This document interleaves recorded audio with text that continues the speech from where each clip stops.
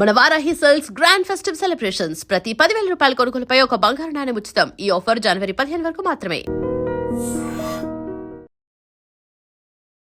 డబ్బు ఏం చేయగలదు, డబ్బు ఎంత పవర్ఫుల్, డబ్బు ఎంత పెయిన్ఫుల్, డబ్బు ఎంత నువ్వు గనక తలకెక్కించుకుంటే నేను ఎంత తొక్కేయగలదు, మనీ ఎలా వస్తుంది, మనీ ఎలా వెళుతుంది, మనీ ఎలా పెరుగుతుంది అనేది నేర్పించి తీరాలి. నంబర్ 1 వచ్చేసి one skill that they can sell any time to get money. నీకిచ్చిన డబ్బు ఎక్కడ పెడితే పెరుగుతుంది, ఎక్కడ పెడితే పోతుంది నీకు తెలియాలి. ఎక్కడైనా ఇన్వెస్ట్ చేస్తే ఇట్ విల్ గ్రో అనే చోట పెడతారు. చాలా మంది చెయ్యరా పని. వచ్చిన డబ్బుని సేవ్ చేసుకో సరిగ్గా, నీకు వచ్చిన డబ్బుని ప్లాన్ చేసుకో సరిగ్గా, దాన్ని ఇంకా నీ ఇంప్రూవ్మెంట్కి పెట్టు, లేకపోతే నీ డబ్బును ప్రొడ్యూస్ చేసేలా పెట్టు. అండ్ నేను చాలా మంది పేరెంట్స్ని చూశాను, they will feed two into their body. ఒకటేమో బాగా సంపాదించాలి అంటారు, డబ్బులో ఏముందిరా మంచిగా ఉండాలి అంటారు. ఈ టూ ఎప్పుడైతే ఫీడ్ చేస్తారో ఇప్పుడు వాడు సంపాదించాలా లేదా ఉన్న దాంట్లో సంతోషంగా ఉండాలా, ఈ రెండింటికి అర్థం కాదు. నా దగ్గర ఒక ఆయన వచ్చి ఇట్లాగే మీకేంటి సార్ చెప్తారు, డాక్టరు ఏదైనా చెప్తారు, కానీ మాకు అసలే లేనివాడు. నేను చూశానండి 10,000 జీతం వచ్చిన వాళ్ళు జస్ట్ 1000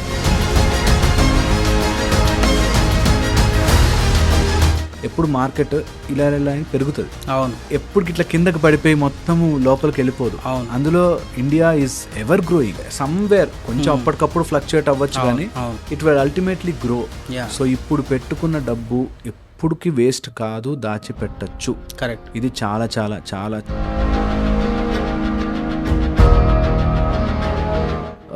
యునో నేను డబ్బుని చేంజ్ చేయాలి, మార్చాలి అని మూవ్మెంట్ ఇస్తాము, అప్పుడే సరస్వతి అండ్ లక్ష్మి వస్తారు. కరెక్ట్. ఒక చోట ఉండిపోయిన వాడికి, ఒక మైండ్లో ఉండిపోయిన వాడికి. హలో ఎవ్రీవన్, నా పేరు Vijay Karnam. I'm fee registered mutual fund అడ్వైజర్ని. జనరల్గా మనం మ్యూచువల్ ఫండ్స్కి రిలేటెడ్ వీడియోస్ చాలా చేసాము. కాకపోతే నా ఫినాన్షియల్ అడ్వైజరీ ప్రాక్టీస్లో చాలా మటుకు మేము లాజికల్గా మేము సొల్యూషన్స్ ఇచ్చినా సరే దాని వెనకాల ఉన్న మైండ్ సెట్ని సార్ట్అవుట్ చేయడానికి మనకి చాలా తక్కువ మంది ఆ డొమైన్లో చెప్పడానికి ఎక్స్పర్టీస్ చాలా తక్కువ మంది ఉన్నారు. దాంట్లో one of the most reputed person doctor Harish గారు ఈరోజు మనతో ఉన్నారు. సో ఈ సెషన్స్ వల్ల మనం మైండ్ సెట్ని ఎలా క్లియర్ చేసుకోవచ్చు, అట్ ద సేమ్ టైం మన లాజికల్ ఏదైతే మనం ఇన్వెస్ట్మెంట్స్లో లాజిక్స్ ఎక్కడైతే యూజ్ చేస్తామో దాంతోపాటు సైకలాజికల్గా కూడా మనం దాన్ని ఎట్లా ఇంప్రూవ్ చేసుకోవచ్చు ఈ సెషన్స్లో మనం ఇన్ డీటెయిల్గా చూద్దాము.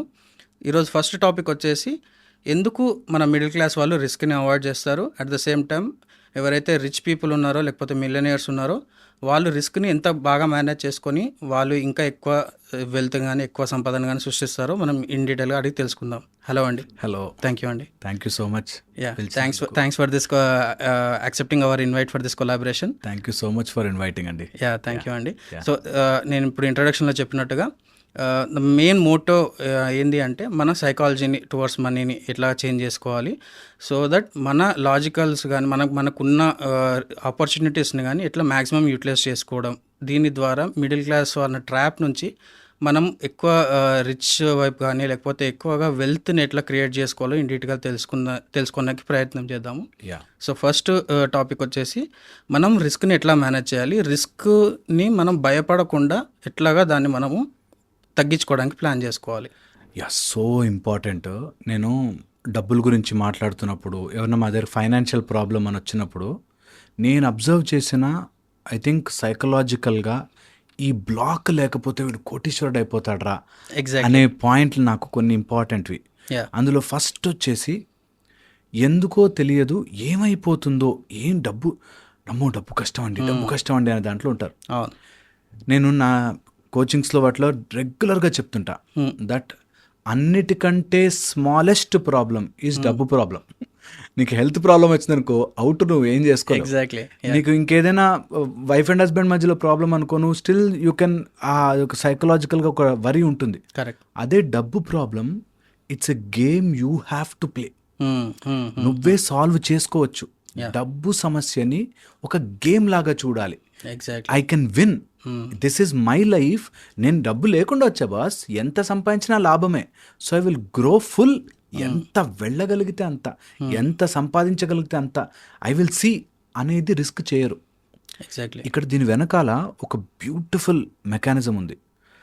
క్షీరసాగర మదనం జరుగుతున్నప్పుడు మహాలక్ష్మి వచ్చినప్పుడు మహాలక్ష్మి ని విష్ణుమూర్తి తీసుకుంటాడు, అబ్జార్బ్ చేసుకుంటాడు, ఓకే నాభి నుంచి అబ్జార్బ్ అయిపోతుంది. ఓకే అయితే విష్ణుమూర్తి మహాలక్ష్మి అవతారం, మహావిష్ణు మహాలక్ష్మి అవతారం ఉన్నప్పుడు మనకి క్లియర్గా కొన్ని పాయింట్స్ మెన్షన్ చేశారు. ఓకే ఎవరైతే హాఫ్తో డౌట్తో ఉంటారో వాళ్ళ దగ్గర నేను నిలవను అంటారు. ఓకే ఓకే ఇప్పుడు చూడండి, కొంతమంది వెరీ బ్యాడ్ ష్రూడ్ ఉంటారు, వాళ్ళ దగ్గర చాలా డబ్బు ఉంటుంది. కొంతమంది అతి మంచి వాళ్ళు ఉంటారు, వాళ్ళ దగ్గర చాలా డబ్బు ఉంటుంది. అవును ఈ మధ్యలో ఉంటారు చూసారా, వాళ్ళ దగ్గర డబ్బు నిలవదు అని చెప్తారు. ఓకే సో ఎవరైనా నేను ఇన్వెస్ట్ చేస్తే నాకు వస్తుంది అనే దాని మీద అవగాహన తెచ్చుకోవాలి. నేను ఒక suppose certified people like you help తీసుకుంటా, కరెక్ట్ స్టెప్ బై స్టెప్ వెళ్తా అవును అని ఫుల్ ఫ్లెడ్జ్గా ఉండరు. అవును అమ్మో పెడితే, అమ్మో వస్తే, అమ్మో పెడితే. సో ఇది రూల్ నెంబర్ 1. ఎవరికైనా డబ్బు సంపాదించాలి అంటే నీ మైండ్లో వేవరింగ్ ఉండకూడదు. కరెక్ట్ ఏదైనా ఈ ప్రపంచంలో ఎనీథింగ్, ఇప్పుడు నేను డాక్టర్ అవ్వాలి అంటే 10 ఏళ్ళు చదువుకున్నాను. అవును నీ డబ్బు పిల్లలు పెట్టాలంటే 10 ఏళ్ళు పడుతుంది. ఎగ్జాక్ట్లీ ఆ మధ్యలోనే ముందుకు వెనక్కి మేము ఇదే చెప్పడానికి ట్రై చేస్తాం.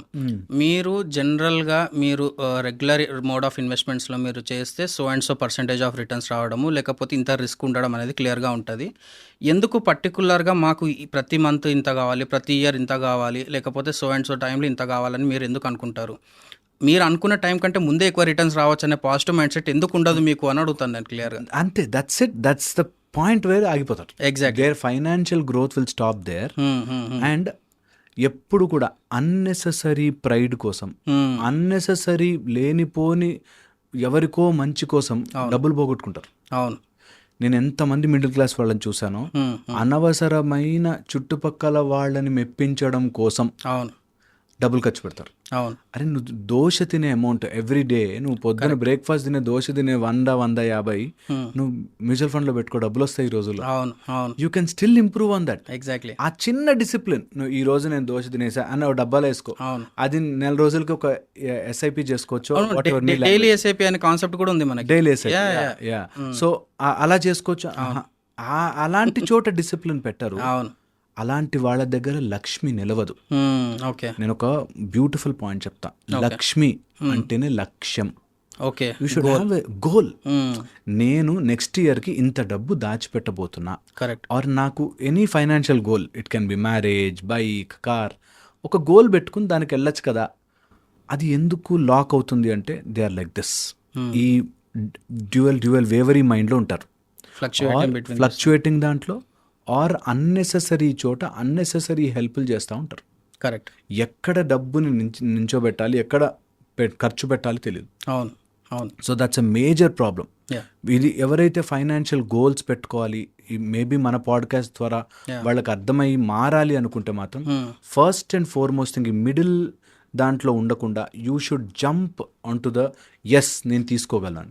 మీరు అన్నట్టుగా రిస్క్ ఎందుకు తీసుకోలేరు అంటారు. చాలా మంది డబ్బుని ఎనర్జీగా చూడరు. కరెక్ట్. మనకు ఒక ఇంపార్టెంట్ పాయింట్ ఏంటంటే, నువ్వు పొద్దునే లేచి రన్నింగ్ చేశారని అలసిపోతాం కదా. అవును. ఎవరైతే పాజిటివ్గా అలసిపోవాలని చూస్తారో వాళ్ళకి కొత్త ఎనర్జీ వస్తుంది. Correct. That's the Lakshmidevi logic కూడా. నువ్వు పాజిటివ్గా నువ్వు దానిలో ఇన్వెస్ట్ పెడుతున్నావు అంటే నీకు వస్తాయి. అవును. ఎందుకు చాలామంది రిస్క్ ఏం సేఫ్ ఆడతారు, అమ్మో వద్దులే అన్నట్టు. నువ్వు ఎప్పుడైతే నీ బెడ్ మీదే కూర్చొని కదలకుండా నాకు అసలు అలసిపోకూడదు అనుకుంటావు, నీ హెల్త్ ఇంకా వీక్ అయిపోతుంది. Correct correct. You run, you pump up your heart, అప్పుడు నీ హెల్త్ ఎలా అయితే పెరుగుతుందో లక్ష్మీదేవి కూడా అలాగే. నువ్వు ఎంతైతే నువ్వు డబ్బుని తిజోరిలో బంద్ చేసినవాడు, లక్ష్మి చాంచల్య రూప, ద మూమెంట్ ఈజ్ లక్ష్మి. నువ్వు ఎంత నువ్వు డబ్బుని పనిలో పెడతావో నీకంత డబ్బు వచ్చి చేరుతుంది. ఒక ప్రాక్టికల్ ఎగ్జాంపుల్ చెప్తానండి. నేను వెంచర్ క్యాపిటలిస్టులని కానీ ఎవరైతే ఏంజల్ ఇన్వెస్టర్స్ వీళ్ళని కూడా రెగ్యులర్గా మీట్ అవుతుంటాను. సో వాళ్ళ మ్యాథ్ బిహైండ్ ఇన్వెస్టింగ్ కూడా చెప్తారనమాట కొన్నిసార్లు. వాళ్ళు ఒక 100 స్టార్టప్స్లో 100 బిజినెస్లో ఇన్వెస్ట్ చేస్తే వాళ్ళకి క్లియర్గా తెలుసు అట్లీస్ట్ ఒక 50 to 60 స్టార్టప్స్ ఫెయిల్ అవుతాయని కూడా వాళ్ళకి తెలుసు. ఆయన కూడా వాళ్ళు ఇన్వెస్ట్ చేస్తారు. వాళ్ళ మ్యాథ్ ఏంటంటే బాటమ్ 10% లేకపోతే బాటమ్ 20% ఏదైతే బిజినెసెస్ ఉన్నాయో వాటి నుంచి వచ్చే ఈల్డ్ కంప్లీట్ 100 కంపెనీస్ ఏదైతే ఇన్వెస్ట్ చేస్తారో దానికంటే ఎక్కువ ఈల్డ్స్ వస్తుంది. సో ఈ కాన్సెప్ట్ వాళ్ళు ఇంప్లిమెంట్ చేసి ఎక్కువ మనీ తీసుకుంటున్నారు. ఫర్ సపోజ్ ఇప్పుడు మీరు చెప్పినట్టుగానే 50% 60% కంపెనీస్ డిఫాల్ట్ అయితే మూసేస్తారని తెలిసి భయపడి అదే అమౌంట్ వాళ్ళు పెట్టుకుంటే ఈరోజు crores and crores of wealth అనేది జనరేట్ చేయలేరు వాళ్ళు. కరెక్ట్. సో ఎంత ఇంపార్టెంట్ అది that you take risk, but calculated risk. Correct. అంటే లక్ష్మీదేవికి ద థర్డ్ పాయింట్ నేను చెప్పాలన్నా అంటే ఎవరైతే లక్ష్మిని గౌరవించరో, విష్ణుమూర్తి దగ్గర నుంచి వెళ్ళిపోయింది లక్ష్మీదేవి, భృగు మహర్షి వచ్చి తంతే వెళ్ళిపోయింది, నువ్వు నాకు గౌరవం ఇవ్వని చోటనే ఉండనని. లక్ష్మి ఇష్టం వచ్చినట్టు పెట్టద్దు. ఒక సర్టిఫైడ్ ప్రొఫెషనల్, కొంచెం మార్కెట్ అండర్స్టాండింగ్ ఉన్నవాళ్ళు, మనం కూడా కొంచెం ఇంట్రెస్ట్ చూపించి చదివి ఇలా చేస్తే బాగుంటుందని ప్లాన్ చేసుకున్నవాడు డబ్బు వచ్చి తీరుతుంది. లక్ష్మికి ఎవరైనా గౌరవం ఇస్తే తిష్ట వేసుకుని కూర్చుంటుంది అంటారు. So compulsory. సో ఒకసారి వెళ్ళి మాట్లాడుకుని దాన్ని ఆర్డర్లో ప్లేస్ చేసుకుని ఇంత రిస్క్ చెయ్యొచ్చు, నేను ఇంత పెట్టుకోగలను అని. అండ్ ఎందుకు చెయ్యలేరు, రిస్క్ చేయలేరు అంటే 2-3 మెయిన్ పాయింట్స్ చూసాను నేను. ఒక అతను మంచిగా సంపాదించే స్టేజ్కి వచ్చి గుడ్ అమౌంట్ 2-3 lakhs ఎర్న్ చేయగలడు అనే టైంలో వాళ్ళ ఫాదర్కి హెల్త్ ప్రాబ్లం వచ్చింది, కిడ్నీ ప్రాబ్లం. ఇంకంతే, దాని మొత్తం ఆయన వాట్ ఎవర్ స్టోర్డ్ అమౌంట్ ఉందో అంతా వెళ్ళిపోయింది. కరెక్ట్. సో అందుకని హెల్త్ ఒకటి, వాళ్ళ మీద డిపెండెంట్ వాళ్ళ హెల్త్ ఒకటి, ఓకే, ఈ రెండు కవరప్ చేసుకుంటేనే నువ్వు డబ్బులు క్రియేట్ చేయగలవు. చాలా చాలా important. Save your health, save నీ ఫ్యామిలీ, నీ మీద డిపెండెంట్ అయిన వాళ్ళ మీద హెల్త్ని కంపల్సరీ ఇన్ష్యూర్ చేయించుకోవడము, లేకపోతే దాన్ని ఒక టైప్ ఆఫ్ ప్రొటెక్షన్ పెట్టుకోవాలి ఒకటి. అండ్ నేను చాలా ఎక్కువగా చూసింది ఏదైనా అడిక్షన్స్, ఈ రెండిటి వాళ్ళు ఎప్పటికీ డబ్బుని సేవ్ చేయలేరు. ఓకే, బిగ్ వెల్త్ రాదు, వాళ్ళు రిస్క్ చేయలేరు, నేను ఇందులో పెట్టేస్తే ఇంకా వీళ్ళకి ఏంటి అనేటట్టు ఉంటుంది.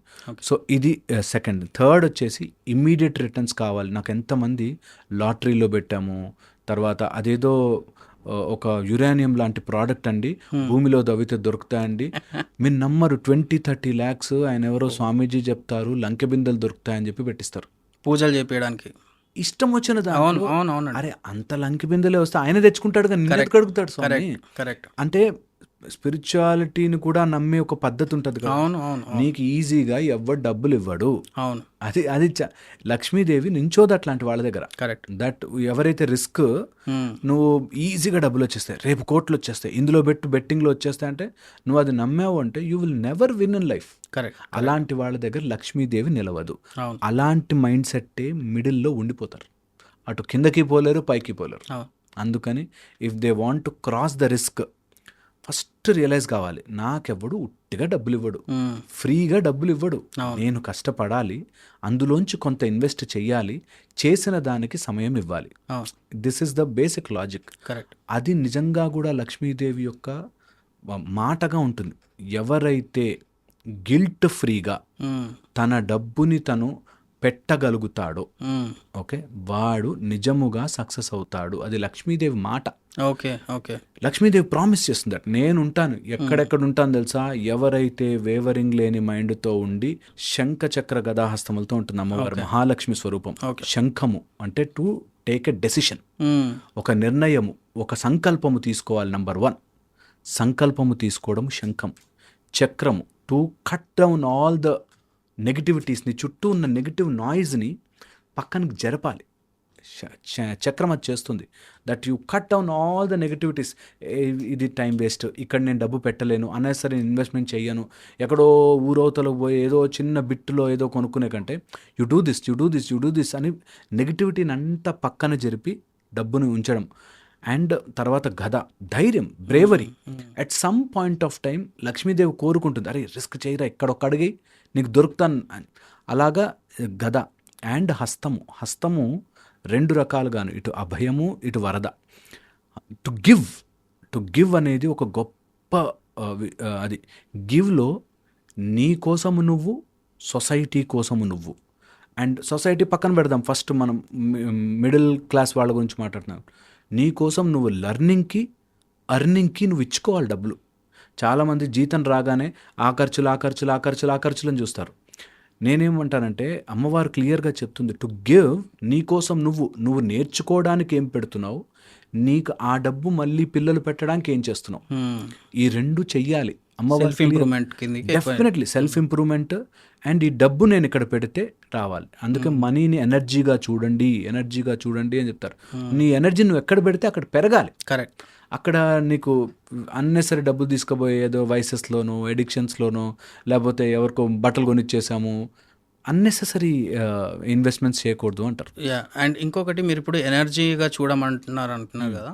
సో చాలామంది నెగిటివ్ ఎనర్జీని ఎక్కువ మేనిఫెస్ట్ చేస్తున్నారు. అబ్సల్యూట్లీ. నేను ఇది క్లియర్గా చూశాను నా క్లయింట్స్ కానీ కొంతమంది ఆన్బోర్డింగ్ క్లయింట్స్లో. వాళ్ళది ఎలా ఉంటుంది అంటే, నేను ఈరోజు 1 lakh ఇన్వెస్ట్ చేస్తాను, లేకపోతే సమ్ ఎక్స్ అమౌంట్ ఇన్వెస్ట్ చేస్తాను. ఇన్వెస్ట్ చేస్తే ఎవ్రీడే ఎంత చేంజ్ అవుతుంది అని ఓపెన్ చేసి చూసుకుంటారు. అంటే they are manifesting it for the negative returns. నాకు ఈరోజు నెగిటివ్ వచ్చిందా, ఆ భయంలోనే నెగిటివ్ రిటర్న్స్ వాళ్ళకి ఎక్కువ కనిపిస్తాయని నేను అనుకుంటాను. ఎందుకు అంటే మనం ఎప్పుడైనా సరే ఇన్వెస్ట్మెంట్స్ కానీ ఏదైనా ఒకటి ప్లాన్ చేస్తున్నామంటే ఫర్ ద లాంగ్ టర్మ్. ఏదైనా సరే ఇప్పుడు మనకి భూమిలో ఇన్వెస్ట్ చేసినా కానీ గోల్డ్లో ఇన్వెస్ట్ చేసినా కానీ ఎవ్రీడే దాని రిటర్న్స్ చూడం కదా. కాకపోతే మా దాంట్లో ఒక మెయిన్ డ్రాబ్యాక్ ఏంటంటే ఎవ్రీడే ఇంటర్ఫేస్ అనేది క్లియర్గా ఉంటుంది. ఓపెన్ చేసి చూసుకుంటారు. ఓపెన్ చేసి చూడడం వల్ల వీళ్ళకి ఎప్పుడైతే మనం ఇన్వెస్ట్మెంట్ అడ్వైజ్ ఎందుకు తీసుకుంటాము, ఎందుకు ఇన్వెస్ట్మెంట్ అడ్వైజర్ త్రూ తీసుకుంటామంటే మనకు టెన్షన్ తక్కువ ఉండాలి అండ్ మన డిపెండెన్సీ ఉండదు మన ఇన్వెస్ట్మెంట్ మీద. కాకపోతే వీళ్ళు ఎవ్రీడే దాన్ని రివ్యూ చేసుకోవడం, ఎవ్రీడే దాన్ని చెక్ చేసుకోవడం ద్వారా ఏమవుతుందంటే వీళ్ళకి అడ్వైజరీ ఉన్నా సరే కూడా వీళ్ళు భయపడము, దాన్ని అంటే ప్యానిక్ సెల్లింగ్ అంటాము. 6 monthsకి 1 yearకి ఎగ్జిట్ అయిపోతారు అన్నమాట. దీని ద్వారా ఏమవుతుంది, లాంగ్ టర్మ్లో వీళ్ళకి రావాల్సిన రిటర్న్స్ కానీ లాంగ్ టర్మ్లో వీళ్ళకి కావాల్సిన ఆపర్చునిటీస్ కానీ కూడా చూడరు. అండ్ ఇంకొక నెగిటివ్ పాయింట్ ఆఫ్ వ్యూలో ఎందుకు చూస్తున్నారని చెప్పడానికి రీజన్ ఏంటి అంటే, మేము సమ్ ఎక్స్ ఏదైనా ఒక ఫండ్ గురించి కానీ ఏదైనా ఒక దాని గురించి చెప్పినా కూడా వాళ్ళు దాన్ని యాజ్ అన్ ఆపర్చునిటీగా చూడరు, దాన్ని యాజ్ ఎ ట్రాప్గా చూస్తారు ఎప్పుడైనా సరే. అంటే దీనిలో పెడితే ఖచ్చితంగా దీనిలో డబ్బులు పోతాయన్న మైండ్ సెట్లోనే వాళ్ళు చూస్తుంటారు తప్పితే అది మన కోసమే చెప్తున్నారు, మన పాయింట్ ఆఫ్ వ్యూలో మన అడ్వైజరీ కోసం చూస్తున్నాము, దీంట్లో పెడితే మనకు మంచి జరుగుతుంది అనే పాయింట్ ఆఫ్ వ్యూలో లేదు అసలు. ఎగ్జాక్ట్లీ. ఇక్కడ నేను గివ్ అన్నప్పుడు నేను చెప్పింది మన లెర్నింగ్ అప్పుడు వాళ్ళకి ఇవ్వాలా. అవును. ఎవరైతే ఆ డబ్బుతో నేనే పెరగాలి ఇంకెవ్వరూ పెరగకూడదు అనుకుంటారో వాళ్ళు ఎప్పటికీ ఎదగలేరు. కరెక్ట్. నేను పెద్ద పెద్ద ఆర్గనైజేషన్స్ చూశాను. అవును. వాళ్ళు పెరుగుతారు, వాళ్ళతో పాటు వాళ్ళ employees, workers, partners, share holders అందరినీ పెంచాలి అని ఆలోచించిన వాడు ఓవరాల్గా పెరుగుతాడు. నేను ఫీజు ఇచ్చానంటే వాళ్ళకి ఏదో ప్రాఫిట్లు వచ్చేస్తాయి అనుకున్న వాళ్ళకి ఎప్పటికీ డబ్బు ఎప్పుడు భయంగా బిక్కుగా కనిపిస్తుంది అంటారు. You are always in that ఆ జోన్లోనే ఉండి అమ్మో ఎందుకు వీళ్ళకి ఎందుకు ఇవ్వాలి, మనమే చేసుకోవచ్చు కదా, ఓన్ స్టడీ చేసుకోవచ్చు కదా అని బాగా తెలివుండి చేసుకునేవాళ్ళు ఓకే. బట్ ఆ డౌట్గా వీళ్ళకి ఎందుకు ఇవ్వాలి అన్నట్టుగా చేసేవాళ్ళు, ఒక ప్రొఫెషనల్ హెల్ప్ తీసుకోకుండా చేసేవాళ్ళు డెఫినెట్లీ చాలా కన్ఫ్యూజ్ అవుతుంటారు. నాకు తెలుసు అది మైండ్ సెట్. బిహైండ్ దట్ నేను ఒక్కడనే పెరగాలి, నేను ఒక్కడనే చాలా ఎదిగిపోవాలి, మిగతా వాళ్ళు ఎవరూ పెరగకూడదు ఇలా అనుకున్న వాళ్ళు ఎప్పుడు కూడా మనీ వాళ్ళని ఇట్లా గుంజేస్తుంది కిందకి. సో అందుకని ఆల్వేస్ గ్రో అండ్ నీతో పాటు నీ చుట్టూ అందరినీ పెంచుకుంటే ఎలా మనని హెల్ప్ చేసిన వాళ్ళు పెరగాలి, మన ఎంప్లాయీస్ పెరగాలి, అందరూ ఓవరాల్గా as a system if you grow you will grow natural. అమ్మవారు చెప్పింది గివ్. ఎలాంటి గివ్ తెలుసా? You give as a donation, you give for learning, you give for your own improvement. నువ్వు నీ డబ్బుని పెరిగేటట్టుగా నువ్వు పెరగాలి. అందుకే ఎప్పుడు సరస్వతీదేవి ద్వారా లక్ష్మికి వెళ్ళాలి అని చెప్తారు. You learn and learned people. మన వాళ్ళకి అప్పట్లో వేద జ్ఞానం ఉన్న వాళ్ళకి అంత గౌరవం ఎందుకు ఇచ్చారంటే Saraswatidevi will lead you to Lakshmi. Correct. So knowledge always knowledge will give you lot of money and skill plus discipline. Of course దానికి తగ్గ డిసిప్లిన్ ఉండాలి. దానికి సింబాలిక్ రిప్రజెంటేషన్ కూడా ఉంది కదా. సరస్వతి రాయి మీద కూర్చుని ఉంటుంది, లక్ష్మీదేవి వచ్చేసి తామర పువ్వు మీద ఉంటుంది. ఇది పర్మనెంట్, ఒకసారి నాలెడ్జ్ తెచ్చుకుంటే పర్మనెంట్ ఉండిపోతుంది. ఇది మాత్రం ఫ్లక్చుయేటింగ్ అవుతుంటుంది. మనం కరెక్ట్గా లేము అంటే డెఫినెట్గా లక్ష్మి మన దగ్గరికి వెళ్ళిపోతుంది. లక్ష్మీదేవికి ఆల్వేస్ దట్ రూల్ దట్ నన్ను బ్యాలెన్స్డ్గా చూసుకోగలగాలి. ఫస్ట్ వైన్ వస్తుంది, రాక్షసులు తీసేసుకుంటారు.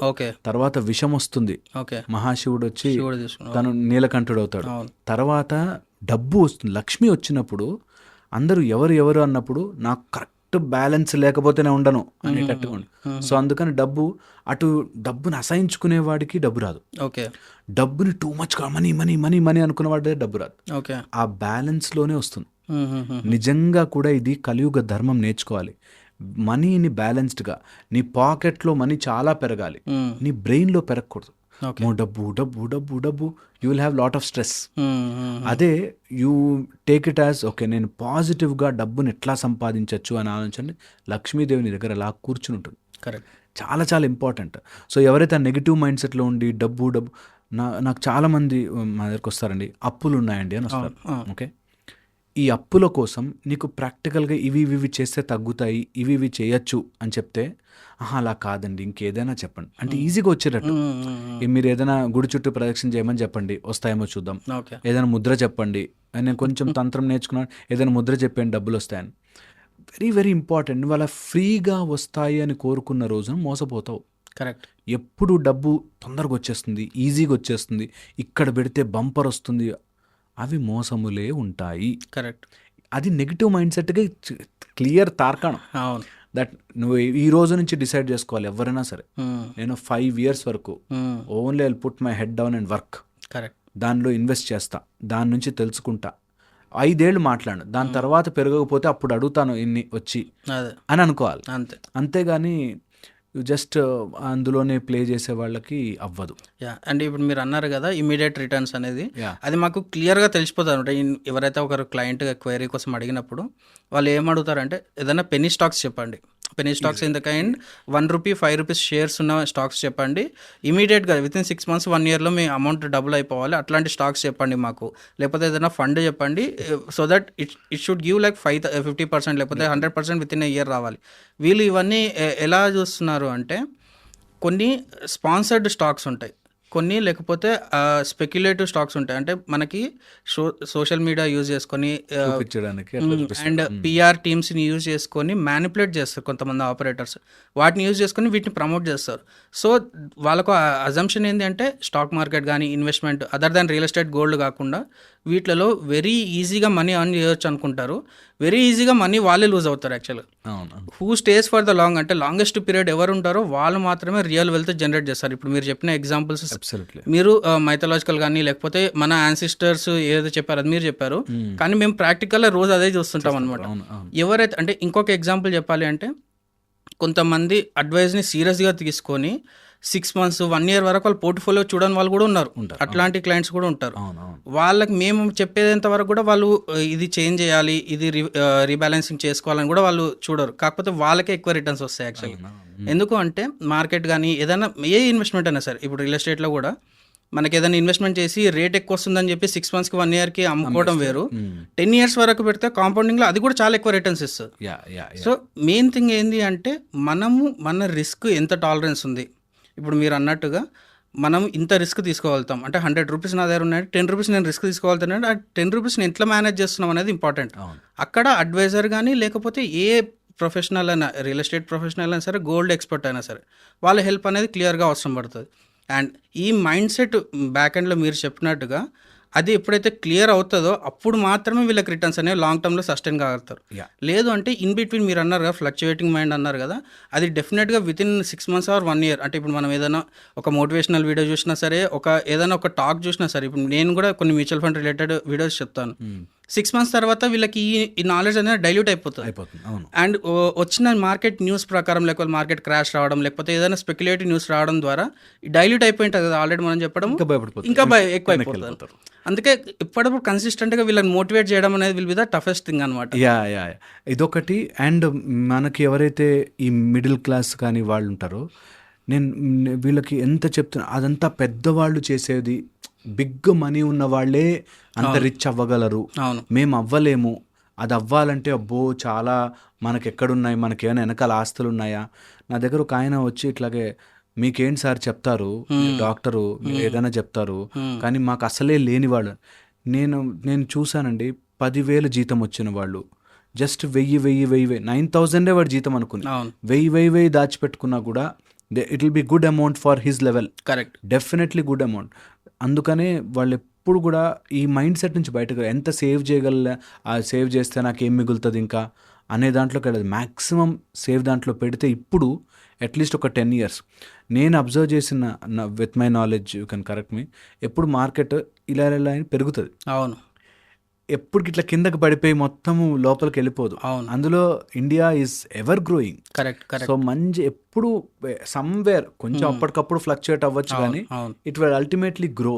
Yeah. సో ఇప్పుడు పెట్టుకున్న డబ్బు ఎప్పుడుకి వేస్ట్ కాదు, దాచిపెట్టచ్చు. కరెక్ట్. ఇది చాలా చాలా చాలా చాలా 100% నేను పర్సనల్గా కూడా చాలా నమ్ముతాను. ఏమీ లేని టైంలో కూడా, నీ దగ్గర డబ్బు లేని టైంలో కూడా నువ్వు ఇంకా ఫుడ్ మీదో నీ లగ్జరీ మీదో కాంప్రమైజ్ అవ్వు, కానీ సేవింగ్ మీద కాంప్రమైజ్ అవ్వద్దు. Correct. Because this saving will give lot of result. మనకి కోలాసుర అని చెప్పి ఒక పిగ్ రాక్షసుడు, అసురులలో ఒక రాక్షసుడు, పిగ్ రాక్షసుడు. ఓకే. తనని చంపడానికి మహాలక్ష్మి వస్తుందన్నమాట. అందుకే కోలాపురి మహాలక్ష్మి, కోలాసుర అని రాక్షసు. Okay. Pig in the sense ఒక టైప్ ఆఫ్ మొద్దుతనంలో మన మైండ్ ఎంత చెప్తున్నా ఒక మొద్దుతనంలో ఉండిపోతుంది. ఓకే. అలాంటి దాన్ని నాశనము చేస్తేనే నీకు డబ్బు వస్తుంది అని ఇండికేషన్. అది అచ్చా. లేజినెస్ ఒక టైప్ ఆఫ్ చెయ్యొచ్చు, తెలుసు, మాకు అన్నీ అర్థమవుతున్నాయి కానీ అనేదే కోలాసుర. అంటే ఇట్స్ అ కరుడు గట్టిన laziness. It is too deep in laziness where you don't want to. నువ్వు అదే పని సేమ్ అది కొనేదే దీనిలో పెట్టుకోవచ్చు. నువ్వు సేమ్ ఆ చీరలకు కానీ లేకపోతే బట్టలకు కానీ వాటికి కానీ వీటికి కానీ పెట్టే వాటి నుంచి కొంచెం తీసి ఇందులో పెట్టచ్చు అనేది గనక మనకి ఒక చిన్న మూమెంట్. కరెక్ట్. అందుకే ఎవరైతే స్టాగ్నెంట్గా ఉండిపోతారో వాళ్ళని దాటి రావడం is very very very difficult. Moment. అందుకే మూమెంట్ అవ్వాలి, మూవ్ అవుతూ ఉండాలి. ఎంత మూవ్ అవుతూ ఉంటామో, ఎంత యునో నేను డబ్బుని చేంజ్ చేయాలి, మార్చాలి అని మూవ్మెంట్ ఇస్తామో అప్పుడే సరస్వతి అండ్ లక్ష్మి వస్తారు. కరెక్ట్. ఒక చోట ఉండిపోయిన వాడికి, ఒక మైండ్లో ఉండిపోయిన వాడికి, అండ్ అది ఎప్పటికీ నిజంగా కోట్లు ఇచ్చిన ఆస్తి కరగొట్టేస్తారు. కరెక్ట్. మొత్తం కరగొట్ట. మనము ఈ కోన్మరేగా కరోర్పతి కానీ లాటరీ అన్ని చూస్తూనే ఉన్నాం కదా. ఎవరు దాని తర్వాత సక్సెస్ఫుల్ ఒక 5 years తర్వాత అంత వైప్ అవుట్, ఏముండదు, జీరో ఉంటుంది. సో అందుకని వెరీ వెరీ ఇంపార్టెంట్ దట్ ఇలాంటివి ఆలోచించుకుని ఒక పర్టికులర్ దీనికో ప్రొఫెషనల్ ఉంటాడు. ఇప్పుడు ఎలా అయితే బాడీకో డాక్టర్ ఉంటాడు, ఇచ్చేసి కూర్చోవాలా, అట్లాగా డబ్బుకి ఒక ప్రొఫెషనల్ ఉంటాడు. నేను ఇంత సంపాదించగలుగుతున్నా, ఏం చేయొచ్చు, నేను దీన్ని ఎంత బెస్ట్గా మార్చుకోవచ్చు. సో దాన్ని బట్టి మనము ఎవాల్యుయేట్ చేసుకుంటే, సో నేను అన్నట్టు హెల్త్ ఒకటి, దాని తర్వాత బేసిక్ బేర్ మినిమమ్స్ పెట్టుకుని ఒక 4-5 years మొత్తం సేవింగ్స్లోకి వెళ్ళారంటే డెఫినెట్లీ తర్వాత రాయల్గా హ్యాపీగా మనకు కావాల్సినట్టుగా బ్రతకచ్చు అనిపిస్తుంది. అయితే మేము ఈ ప్లానింగ్ దాని పాయింట్ ఆఫ్ వ్యూలో చెప్పాలి అంటే నేను 3 steps చెప్తాను. ఫస్ట్ థింగ్, మనం సెల్ఫ్గా మన వర్క్లో లేకపోతే మన ఫ్యామిలీ పరిస్థితి ఏంది, అది బేసిక్ థింగ్. దాన్ని రీప్లేస్ చేసేది హెల్త్ ఇన్సూరెన్స్. సెకండ్ థింగ్ ఏంటంటే మనం పర్మనెంట్గా మనం వర్క్లో లేకపోతే మన ఫ్యామిలీ పరిస్థితి ఏంది, అది టర్మ్ ఇన్సూరెన్స్. ఈ 2 క్లియర్గా ఉంటేనే మీరు ఇన్వెస్ట్మెంట్కి రమ్మని చెప్తాను. అవును. ఎందుకు అంటే ఇప్పుడు సపోజ్ డైరెక్ట్గా ఇన్వెస్ట్మెంట్ చేసిన వాళ్ళకి మీరు ఫస్ట్లో అన్నారు కదా, హెల్త్ ఒక 5 lakhs 10 lakhs ఎర్న్ చేసిన తర్వాత ఇంట్లో ఒక చిన్న హెల్త్ ఇష్యూ వచ్చినా సరే వాళ్ళ సేవింగ్స్ అన్నీ మళ్ళీ జీరోకి వెళ్ళిపోతాయి. నేను చాలా ఫ్యామిలీస్ని చూసానండి, ఒక మంచి పొజిషన్కి వెళ్ళే టైంలోకి ఒక్క దెబ్బ పడుతుంది, ఆ దెబ్బతోని మళ్ళీ 5 years 10 years బ్యాక్ వెళ్ళిపోతారు వాళ్ళు ఫినాన్షియల్గా. సో దాన్ని రివైవ్ చేసుకోనికనే వాళ్ళ యూత్ కానీ వాళ్ళ పీక్ ఏజ్ ఏదైతే ఉంటుందో 40-45 అన్నీ వెళ్ళిపోతాయి. వాళ్ళు మళ్ళీ 50 yearsకి రియలైజ్ అయ్యి అప్పుడు మళ్ళీ వీళ్ళు వర్క్ చేద్దాం అనుకున్నా వీళ్ళకి ఆపర్చునిటీస్ ఉండవు. అట్ ద సేమ్ టైం వీళ్ళకున్న రిసోర్సెస్ కూడా వాళ్ళకి సపోర్ట్ చేయవు. అందుకే నేను హెల్త్ ఇన్సూరెన్స్ ఫస్ట్ తీసుకోవాలి, తర్వాత టర్మ్ ఇన్సూరెన్స్ తీసుకోవాలి, ఆ తర్వాతనే ఇన్వెస్ట్మెంట్ చేయమని చెప్తాను. చాలామంది హెల్త్ ఇన్సూరెన్స్ కానీ మీరు యాజ్ ఎ డాక్టర్ కూడా మీరు కూడా చూసుంటారు, హెల్త్ ఇన్సూరెన్స్ వల్ల దాన్ని నెగ్లెక్ట్ చేయడం వల్ల చాలా ఫ్యామిలీస్ పోవడమే కాకుండా ఇప్పుడు మనకున్న టాబ్లెట్స్ కానీ ఇవన్నీ ఇన్ఫ్లేషన్ పాయింట్ ఆఫ్ వ్యూలో చెప్పాలి అంటే 14% ఇన్ఫ్లేషన్ ఉంది మనకి ఇండియాలో. సో దీన్ని మనం టార్గెట్ చేయాలి అంటే డెఫినెట్గా ఎమర్జెన్సీ ఫండ్ కూడా పెట్టుకోవాలి. ఇన్సూరెన్స్ ఉండడమే కాకుండా ఎమర్జెన్సీ ఫండ్ కూడా పెట్టుకోవాలి. చాలామంది ఎట్లాగా దీన్ని అవాయిడ్ చేస్తారు అంటే మాకు వచ్చేదే చాలా తక్కువ, దాంట్లో ఎట్లా చేద్దాము అనేసి అనుకుంటారు. ఇన్ని సంవత్సరాలు మీరు చేయలేదు కదా, next 1 year only emergency fund కోసమే మీరు ప్లాన్ చేసుకోండి, సెకండ్ ఇయర్ నుంచి మీరు ఇన్వెస్ట్మెంట్ కోసం ప్లాన్ చేసుకోమని చెప్తాం అనమాట. సో ప్రాక్టికల్గా ఇట్లా చెప్తాము, కానీ కొంతమంది ఇంప్లిమెంట్ చేస్తారు, కొంతమంది చేయరు అనమాట. మీరు ఇంతకుముందు లేజినెస్ అని చెప్పారు కదా, అక్కడనే చాలా మంది ఉంటారు. మీరు లేజినెస్ అని చెప్తున్నప్పుడు నాకు ఇంకొక పాయింట్ కూడా గుర్తుకొచ్చింది. జనరల్గా నాకు వచ్చే కాల్స్ ర్యాండమ్గా చెప్తున్నాను, అట్లీస్ట్ నా నాలెడ్జ్ ప్రకారం ఒక 10 వీడియోస్ చూసినాకనే కాల్ చేస్తారు. ఒక వీడియో చూసి ఎవరు యాక్షన్ తీసుకోరు. అంటే ఒక 10 వీడియోస్ చూడడం, లేకపోతే ఒక 10 మందిని చూడడం, ఆ తర్వాతనే యాక్షన్ తీసుకోవాలన్న పాయింట్ ఆఫ్ వ్యూ వస్తుంది. అంటే మీరు అన్నట్టుగా వాళ్ళందరూ ఫస్ట్ లేజీ ఫేజ్లోనే ఉన్నారు. అట్లని వాళ్ళు ఎక్స్పెక్ట్ చేయడంలో తప్పులేదు, ఎవరు జెన్యూన్ ఎవరని తప్పులేదు. కాకపోతే ఎంత తొందరగా యాక్షన్ తీసుకుంటే అంత మంచిదని చెప్తాను. ఎందుకంటే మనకి ఇన్వెస్ట్మెంట్ ఆపర్చునిటీస్ కానీ ఏవైనా సరే లాస్ట్ 20-25 ఇయర్స్ నుంచి యాక్టివ్గా ఉన్నాయి, ట్రాన్స్పరెంట్గా ఉన్నాయి మనకి మార్కెట్స్లో కానీ ఎక్కడైనా సరే. మీరు దాన్ని డిలే చేయడం వల్ల మీకు వచ్చే ఆపర్చునిటీస్ పోగొట్టుకుంటున్నారని చెప్పడం అంతే, వేరే ఏం లేదు. అవును, నిజం అది. ప్లస్ ఎవరైతే ఈ యాడ్లు చూస్తూ ఉంటారో బేసిక్గా ప్రామినెంట్ యాడ్స్ కొన్ని చూసి అంతే ఇన్వెస్ట్మెంట్ అనుకుంటారు. యాక్చువల్లీ లోపల చాలా ఇన్వెస్ట్మెంట్స్ ఉంటాయి. నేను పర్సనల్గా చూసినప్పుడు ఇన్ని రకాలు ఉన్నాయి, చైల్డ్ కింద ప్లాన్స్ ఉన్నాయా, లేకపోతే ఇల్లు ఇన్ని ఉన్నాయా, ఇన్సూరెన్స్లో ఇన్ని రకాలు ఉంటాయా అని చెప్పి మనకు యాక్చువల్గా గ్రౌండ్ ప్రొఫెషనల్ దగ్గరికి వెళ్తే ఒకటి తెలుస్తుంది. ది అదర్ థింగ్ ఇస్, నేను రిచ్ అవ్వాలి ఆర్ నేను నా లైఫ్ స్టైల్ని నేను బెటర్ చేసుకోవడానికి ఇప్పుడు ఈ చిన్న చిన్నవి నేను రెస్ట్రిక్షన్ చేసుకుంటే తర్వాత నా లైఫ్ కానీ నా ఫ్యూచర్ కానీ everything will get secured and ఆ భయం లేకుండా బ్రతకచ్చు అనేది ఆలోచించుకోవాలి. ఆ little discipline in our cells, ఆ డిసిప్లిన్ ఈజ్ నా ఉద్దేశంలో రెస్పెక్ట్ టు యువర్ లక్ష్మి. నీ డబ్బుకి నువ్వు రెస్పెక్ట్, దాన్ని ఒక ఎనర్జీగా చూసి నువ్వు ఎక్కడ పెడితే నీకు ఎనర్జీ రిటర్న్ వస్తుంది అనేది ఎప్పుడు చూసుకోవాలి. లేకపోతే you always end up. And ఎవరైతే డబ్బు సరిగ్గా మేనేజ్ చేయరో, డబ్బుకు ఉండే ఒక క్వాలిటీ చెప్తాను, అది రోగమైనా తీసుకొస్తుంది, లేకపోతే ప్రాబ్లమ్స్ అయినా తీసుకొస్తుంది. లేకపోతే డబ్బును లాక్ చేసేస్తారో, దే జస్ట్ అందులోనే ఉండాలని ఉంటారు. వాళ్ళకి ఏదో రోగం రూపంలో ఖర్చు అయిపోతుంది, లేకపోతే ప్రాబ్లం రూపంలో ఖర్చు అయిపోతుంది, ఏదో లీగల్ కేసు అవుతుంది, మొత్తం అంతా ఖర్చు పెట్టుకోవాల్సి వస్తుంది. సో అందుకని డబ్బుని ఎప్పుడు అలా మూమెంట్లో ఉంచితే ఇట్ విల్ గ్రో. అంటే మీరు అన్నది నాకు అర్థమైందని చెప్తున్నాను. అంటే ఆ ఎనర్జీని మనం ఎక్కువ తీసుకోలేము, లాక్ పెట్టలేము, ఎక్కువ తీసుకోలేము. అంటే ఇప్పుడు కొంచెం మెయిన్ గుళ్ళకి ఎప్పుడైతే కొంతమంది ఆ ఎనర్జీని తీసుకోలేక కొంతమంది అవుతుంటారు కదా. సో అదే పాయింట్ ఆఫ్ వ్యూలో మీరు చెప్పి నాకు అనిపిస్తుంది, ఎక్కువ మనీని క్యాష్ని కానీ మనం చూడలేకపోవచ్చు, ఆ ఎనర్జీ మనం తీసుకోలేకపోవచ్చు నాకు తెలిసి. అందుకే రొటేషన్లో ఇంకా ఎక్కువ గ్రో అవుతే ఛాన్స్ ఉంది. ఎప్పుడు గ్రో అవుతుంది రొటేషన్లో, మనీ ఎప్పుడు will grow in rotation. You keep money and get money, at the same time respect money. Correct. Not that ఎక్కడ పడితే అక్కడ ఇన్వెస్ట్ చేసాం, ఎలా పడితే అలా కాదు. రెస్పెక్ట్ ఉండాలి. అట్ ద సేమ్ టైం నువ్వు బంధించలేవు లక్ష్మీదేవిని శ్రీ మహావిష్ణువే బంధించలేపాడు, మనం బంధించలేము, ఆపలేము. అండ్ ఒక్కసారి తను వెళ్ళిపోవాలని డిసైడ్ అయితే ఇట్ ఈస్ ఓవర్. ఇందులో నేను ఇంకా ఇంపార్టెంట్ పాయింట్ చెప్తాను, సో దట్ మన లిసనర్స్కి అర్థమవుతుంది. ఎప్పుడైతే వైఫ్ అండ్ హస్బెండ్ ఒక ఫ్యామిలీలో ఇద్దరూ కలిసి మేము ఇన్వెస్ట్ చేయాలి అనుకుంటారో వాళ్ళకి ఎక్కువ డబ్బు మిగులుతుంది. కరెక్ట్. ఓకే, ఒకవేళ ఇద్దరు వర్కింగ్ అయితే ఎవరు ఇంటికి బిల్లు కట్టాలి, ఎవరు కార్ బిల్లు కట్టాలి, ఒకళ్ళ అమౌంట్ అంతా ఇంటిలో ఎక్స్పెన్స్ అయితే ఒకళ్ళ శాలరీ అంతా ఇన్వెస్ట్మెంట్లోకి పోవాలి.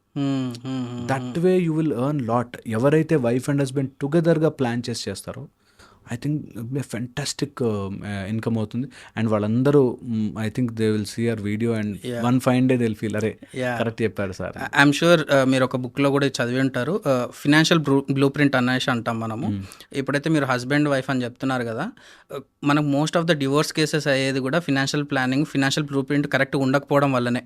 ఎందుకంటే హస్బెండ్ ఎక్కువ కన్జర్వేటివ్ అయి ఉండొచ్చు, వైఫ్ ఎక్కువ ఎక్స్పెండిచర్ ఎక్కువ చేసే వైఫ్ అయి ఉండొచ్చు, లేకపోతే వైఫ్ ఎక్కువ కన్జర్వేటివ్ అయి ఉండొచ్చు, హస్బెండ్ ఎక్కువ ఖర్చు పెట్టే మైండ్ సెట్ ఉండొచ్చు.